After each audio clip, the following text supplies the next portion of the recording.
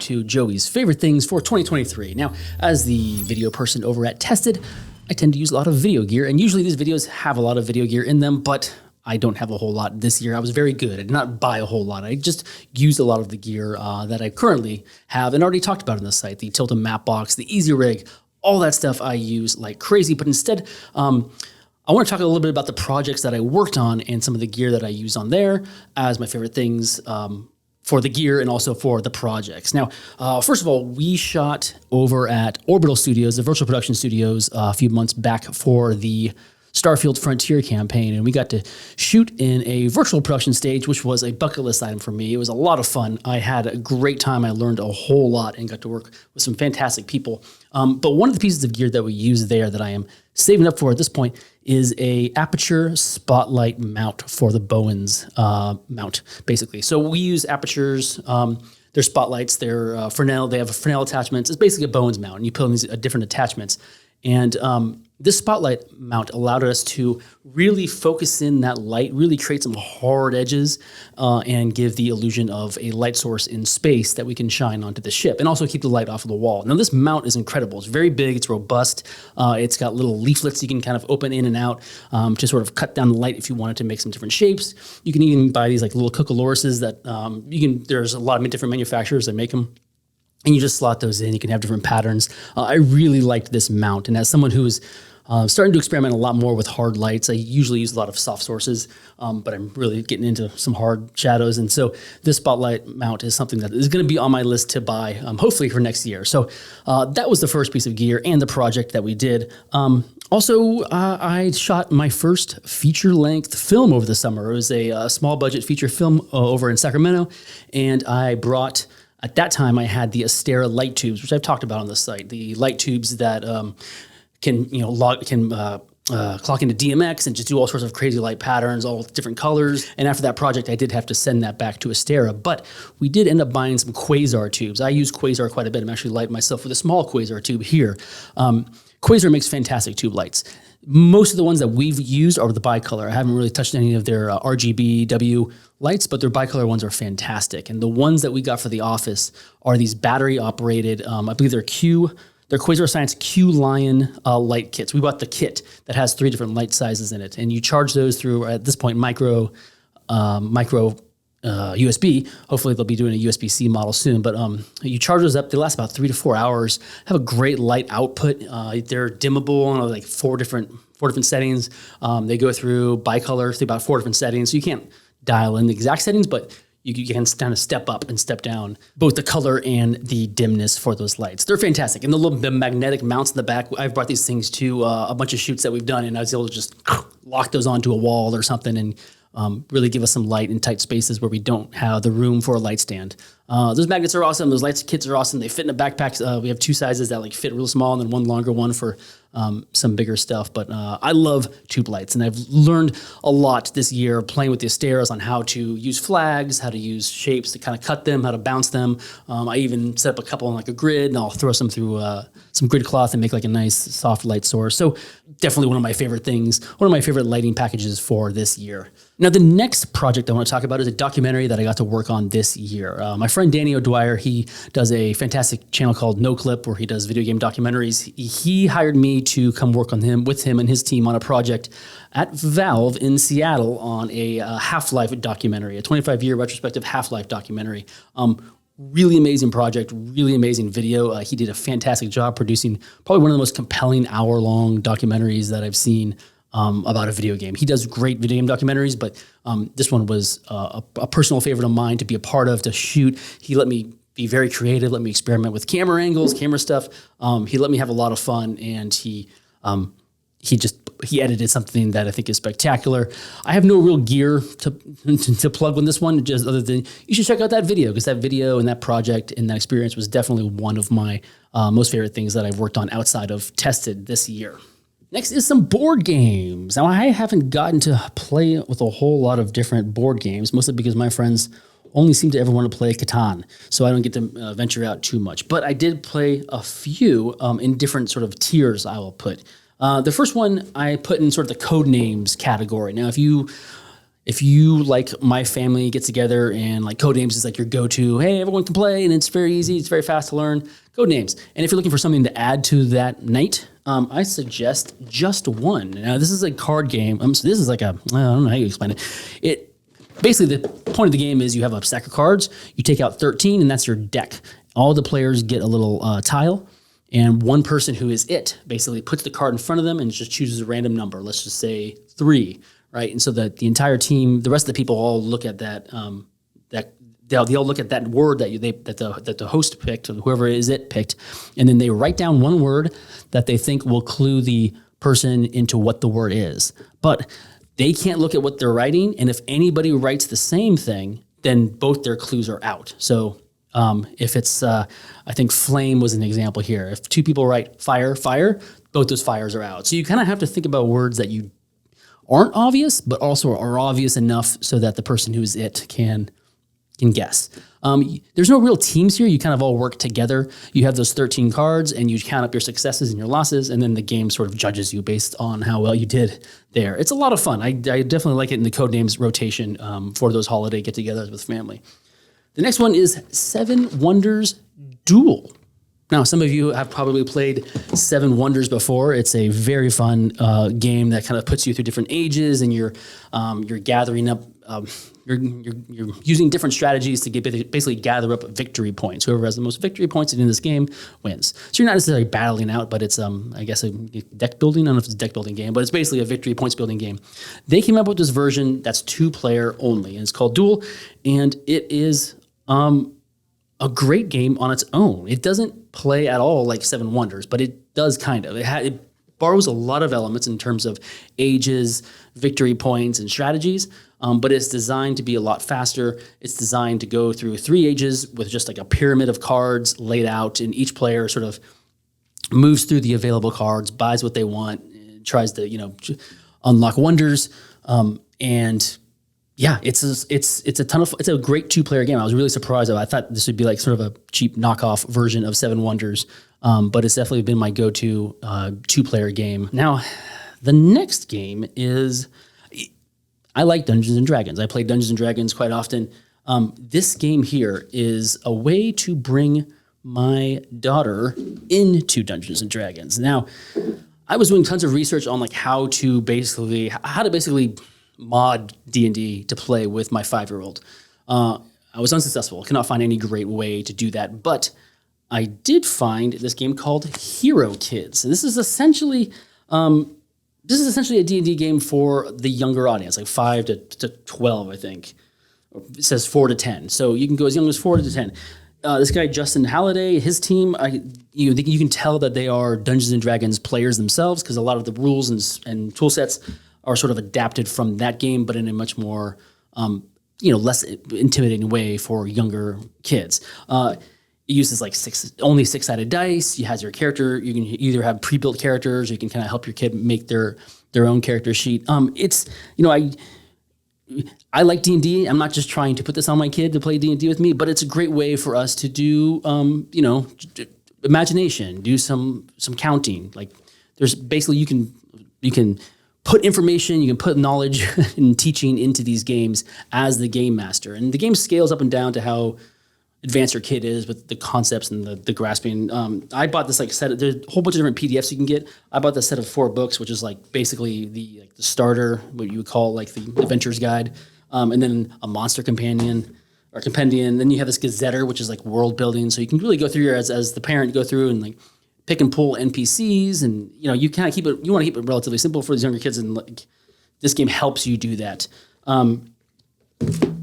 And it comes with an adventure, and you just make your own adventure. I mean, have your kid lead the adventure, because kids have an insane imagination, and there's nothing better that you can come up with when playing D&D than a child's imagination with the fantasy world. The point of the game, the conceit of the game is that you are the kids of adventurers living in this valley.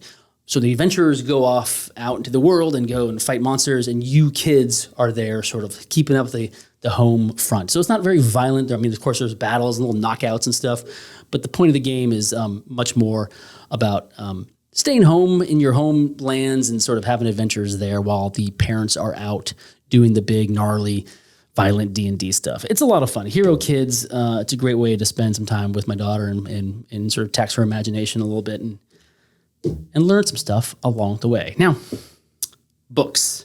If we're going to continue on with these things that I am making my daughter do with me, it is reading the books that I like. And so I bought this book, The Hobbit, which some of you may have heard of, by J.R.R. Tolkien, excuse me. But this version is illustrated by Jemima Catlin. And so this one I picked up so that I can read with her as like our first novel together. So we'll, peel out like a chapter every week or something. It's taking a little while to get through. This is our first book. But the great thing about this is it has illustrations by Jemima Catlin that are like perfect in terms of how often they show up. So illustrations will pop in every 2 or 3 pages. The pictures are like just enough to like really spark my kid's like attention so she can stay up while I'm reading all the words, all the big words. And then, The Hobbit, of course, if you read Lord of the Rings, it's a little bit more mature. The Hobbit is definitely more her level. And then as I'm reading, I can sort of rate it down a little bit. But she ended up really liking it. It was a very fun bonding experience for us to go over and read the book and then show her the pictures and talk about Smaug the dragon at the dinner table. I had a great time with that. We just finished it, and I am looking for another book very similar to do with my daughter, which you can tune in for next year's favorite things if I get to it. Next is Shotcraft by Jay Holben. I read the American Cinematographer magazine quite a bit, and Shotcraft is an article in those magazines that Jay Holben writes about just like the technical craft, like really breaking down the technical craft and filmmaking techniques for cinematographers. Basically, he I don't know how he writes. I talked about his Cinelens manual last year. The way he writes really just taps into my brain in a very specific way where I completely understand it. There's a lot of these concepts that you can kind of pop around YouTube and find out about lens and optics and how to light. But what his exposure, his experience as a cinematographer, his exposure to cinematographers, his involvement with the ASC, he comes from a place of a lot of years of experience. He has other cinematographers come and chime in on these concepts. He really dives into these things and explains the technical stuff in such a precise and entertaining way that that was one of my favorite pieces of literature in the ASC magazine. And to see it all combined into this book has been awesome. If you have any questions about how LEDs work or light optics, reflections, any of that stuff, it's all going to be in here. This is one of those books, if you are a camera operator or cinematographer, this is one of those books that kind of lives alongside things like the manual and the Cinelens manual, for example. That is Shotcraft by Jay Holben. Last book I have is this pizza book. Now, I talk a lot about pizza and pizza books. This one is a little bit different. This was given to me actually by just a gift out of nowhere, and I never heard of it. But this is these two guys, James Elliott and Tom Elliott, who are brothers, are basically just dissecting pizza, the culture of pizza, the recipe of pizzas, and their obsession and fascination with pizza throughout like a decade. As somebody who is quite obsessed with pizza myself, it is one of those things where, from the outside, it can look silly. And you talk to people who are like, it's pizza, man, chill out. But reading this book, it was very much like, oh, these are my people. Like, these are the guys who are like thinking about pizza way too much, and are basically pulling that thread and going deep, deep, deep into it. And so I really attached to this book and their stories. They do a lot about the culture of pizza, and so they talk about pizza through like pop culture. They also interview, Tony Geminiana, like one of the biggest pizza guys, in terms of pizza makers, pizzaiolas in the world. But then they also like interview like Domino's and like the folks over at Papa John's. So like it's pizza from all directions, just kind of exploring what it is that sort of makes pizza fun and unique, but makes pizza special as it is in both the American and Italian culture. But then also these guys are from London, so their experience there from the UK. Really fun book. Pizza, history, places, history, recipe, stories, pizza, people, places of a book by Pizza Pilgrims, James Elliott and Tom Elliott. Now, if you know me, you know that I love small batch condiments. I have a few that I want to talk about here.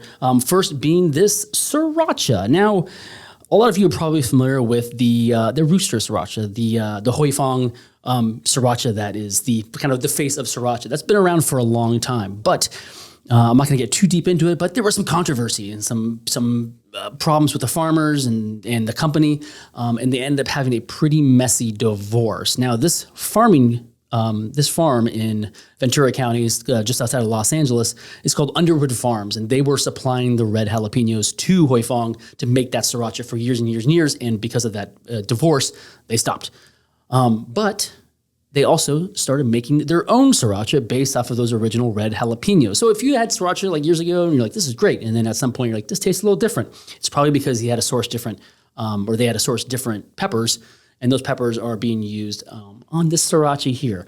I don't know if they sell this a lot in stores. I think you can find them in some stores in LA, but I was a big frequent goer of this farm, Underwood Farms, in Ventura County when I lived down that direction. I'd go there all the time, and great stuff for the kids, great fruits and produce, great peppers. I even bought a lot and made my own hot sauces. But I want to plug Underwood Farms Sriracha as one of the OG tasting srirachas that is one of my favorite hot sauces to put on things. What do we got next? Small batch soy sauce. Now, I don't know how small batch some of these things are I'm going to talk about, but basically, you always buy Kikkoman soy sauce. You always just grab the one in the grocery store usually, but I urge you to check out some of your local suppliers. This isn't a local one, but this comes from a small grocery store in San Francisco, and the company I believe is in Utah. But basically, just small batch soy sauce. You use these condiments sometimes, and some of them can be pretty strong, and so you want to make sure you have good quality ones. Not that saying that Kikkoman's not good, but it is fun to try out different ones and see how different manufacturers and producers actually tweak their recipes and what kind of different nuanced flavors you can get from something as very common as soy sauce. Next is probably one of my favorite condiments. Now, this company, I don't think is small. I only have a couple stores in the Bay Area that I buy it from. I tend to order on Amazon, which I guess breaks the illusion of the small batch condiment. But either way, Delizia di Calabria makes the Calabrian chili pepper paste that I buy. This here is the peppers. These are the actual whole peppers. I bought this for some pizzas I was doing. But I love these peppers. They're hot, not too hot. They have a slight sweetness to them, a lot of big flavor, and it's usually packed in this like really flavorful Italian extra virgin olive oil. The paste is fantastic. When I'm like in a pinch and a rush, and I just need like a quick lunch, I'll pull out the flour mill, I'll grab some flour berries, I'll grind those up, I'll grab some Debolo, I'll grab some semolina, a little bit of egg, I mix that, I combine it, I put it in the fridge for about half hour, put that out, roll it out into sheets, cut that into pasta, throw that pasta into the water, and then once that pasta's done, I'll just throw it in a pan with about a tablespoon of that Calabrian chili paste, and then just a little bit of pasta water, sometimes Parmesan cheese, and you mix it all together. It becomes real creamy with that starchy water and super nice zing kick to it. And maybe a little bit of drizzle of honey if it's like too hot and you want a little bit of sweetness to it. So it's like a really good just condiment, like condiment on my plain pasta. It's fantastic. I love that stuff. I go through jars of it. That is the Delizia di Calabria chili paste.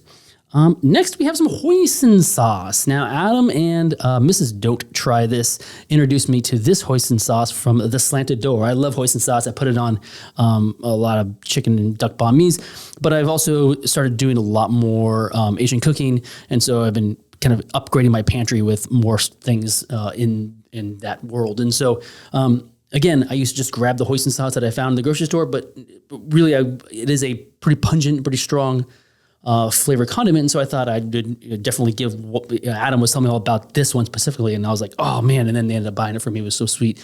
And I have been using it. It's almost gone. This one's by, again, Slanted Door in San Francisco. little 6-ounce thing of hoisin sauce, really fantastic. Lastly, I'll just give an honorable mention again to a mustard that I like, Mendocino Farms Mendocino mustard, I believe. Again, I don't have that here, but it is a mustard that North Bay Area, but I believe you can find that in more places. Mendocino mustard does some really good, like pasty mustard. It's not so much as like your hot dog mustard, but you can put it on sandwiches. The hot sweet is super good. It's got a kick, and then it's got a little bit of sweetness it really is a strong mustard, but it's fantastic on like sandwiches. Very specific. It's a very specific use of mustard. I don't put it on sausages. It's a great sandwich mustard. I like sandwiches a lot, and so I really like Mendocino Farms. Good quality mustard going on those pieces of bread and meat.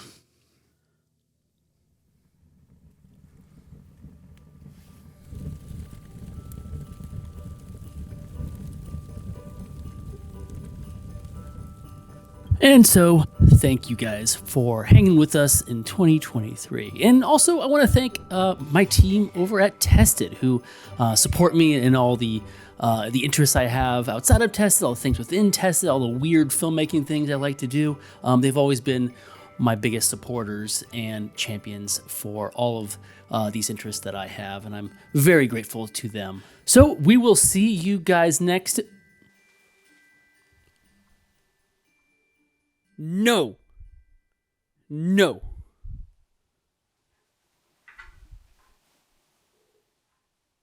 No.